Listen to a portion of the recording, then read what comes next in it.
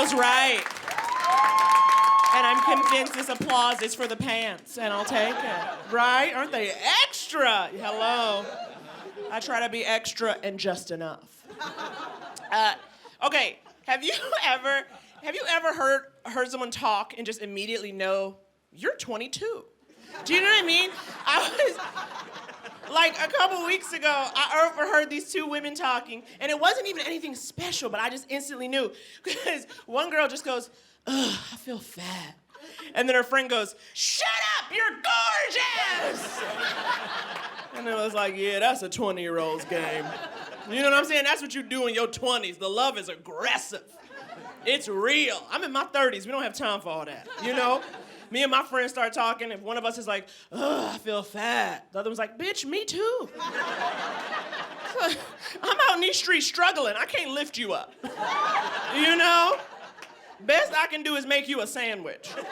And that's like how it feels when you're 20s. It's like, you're a queen! It's like it's a lot. You know, it's aggressive. It's an aggressive love. I don't know. Maybe I need some of that, though, because I feel like I've been trying to practice self-care lately, okay?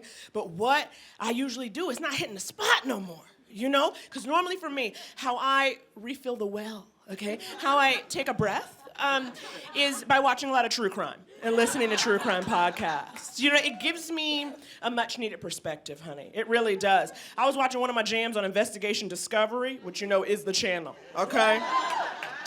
I was watching one of my jams, and it was an hour-long show about a woman in Wisconsin who was locked in a box for 2 months.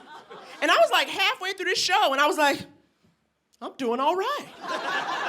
You know what I mean? It's like, even on my worst day, I'm not living a box life. And that is crucial, you know? You gotta keep that in mind. Plus, it's like, so like on one hand, that's good, but then at the same time, I think now I'm like getting too upset about it. And it's funny, because my fiance, he always knows when I'm watching true crime, because I'll just come into whatever room he's in and start making pronouncements that make no sense. Like, he'll be like at his laptop, and I'll be like, FYI, I am never getting life insurance. He's like, all right. But it's true, because you know them true crime shows, life insurance is a target on your back. Have you seen this stuff? It's like literally half these shows are just two people who are in love and another person kills somebody. And it's so depressing, though. It's like, gets me, because sometimes there'll be these like small town murders, you know, where they'll kill each other. Like a husband will kill a wife for like a $20,000 life insurance policy. 20,000 or like 30,000? Can you imagine? Okay, I'm like, if you need to come for me, you better kill me for the full cost of my liberal arts degree, okay? You know? Thank you. You know. It's like, don't kill me for a semester. Can you, like, cause half, you see that, and it's just like gut you, cause you're like, yeah, okay, $20,000, y'all were never in love, okay? You never loved her, you just wanted a Prius. And it's like, can you believe in anything, you know? So it gets me all emotional now, but then also, it's putting me on edge. I feel like I'm not trusting anymore. I'm watching all this true crime, and now everybody's a suspect, you know? Like, for instance, I was at home, it was like a Thursday night, probably 8 o'clock, not late at all, okay?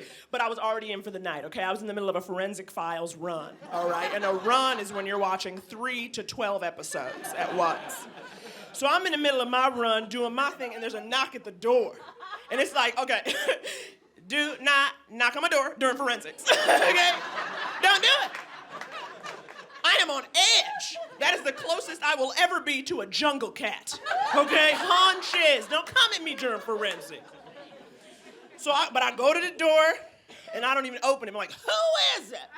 And this guy's like, it's your neighbor. I'm like, which unit? You got to ask, okay? You gotta look alive.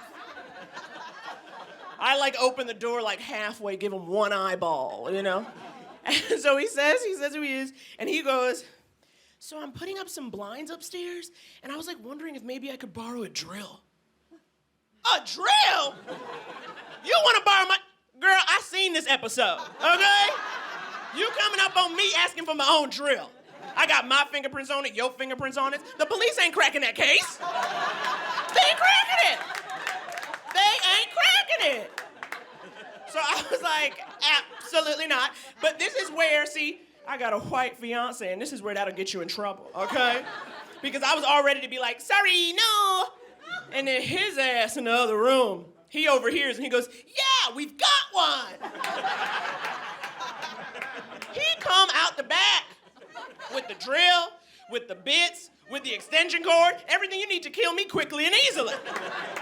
And I could not relax. Like the 2 hours I waited for this guy to come back for the drill, I was just like clenched butthole. I was like, he's coming for us all, you know? And I realized that level of tension is all because of true crime, so it's not helping me anymore. So I need to find something new. I was thinking about getting a dog, you know? I did, I like an active love. And so I thought maybe I'll get a dog. But then there's something I've noticed, you know, especially, you know, as more and more people have rescue dogs. And I'm just hoping you, like, let's talk about it. You know, I want to really hang a light on that moment. And that is what I call canine-based racism. Okay, also known as racist dogs. And what is happening is that people get these rescue dogs and then graft a personality onto the dog, you know, which really tells me everything about their issues. You know, like, they'll be like, I don't know what happened, you know. We rescued him, I don't know what he went through, but he seems to be afraid of Mexican men. Okay, no, that sounds like your issue, okay?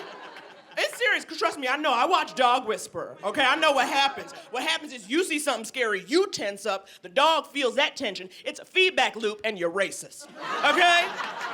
That's what it is. And I've lived this, okay? I have lived this experience. I had a coworker, she was gonna bring her dog into work, and she says, like, half an hour before the dog is gonna come, she goes, okay, Naomi, I don't want you to freak out, but he can be kind of aggressive around black women. And it's like, was he abused in a Dominican hair salon? What reason would there be for that? So I got 30 minutes till this dog comes, so now suddenly I gotta bridge a gap. I gotta be this dog's gateway Negro. You know what I'm saying? It's suddenly private school all over again. I gotta do some work in here. But the difference is, you know, like when it's a white girl, you just go, I love your outfit, and then you're friends. But this is an animal. This is an animal. I gotta do something different. So I'm like, okay. Can I give him a snack?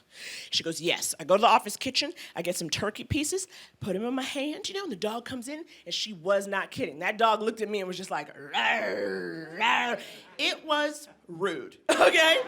I was like, I cannot believe you coming in hot. And so I put my hand down with the turkey, and the dog has to assess, does it love turkey more than it hates me, you know? And it's this moment, the dog ain't making a call. And then finally, like, sniffs out the turkey, and it, like, is eating out of my hand. The dog's about that turkey, starts running in a circle around me, accidentally sniffed my clitoris. I was like, we are in. I felt so good. I was like, I have bridged a gap. I was like, I can solve America's race problem, okay? I was like, okay, somebody get me Mitch McConnell on the horn, all right? Imagine, I know how to get McConnell, y'all. I feel like if I took some dried chicken cubes to his gummy little lips, to his little slit of a mouth, I could probably get our rights back. So you think? Thank you guys so much. That's my time.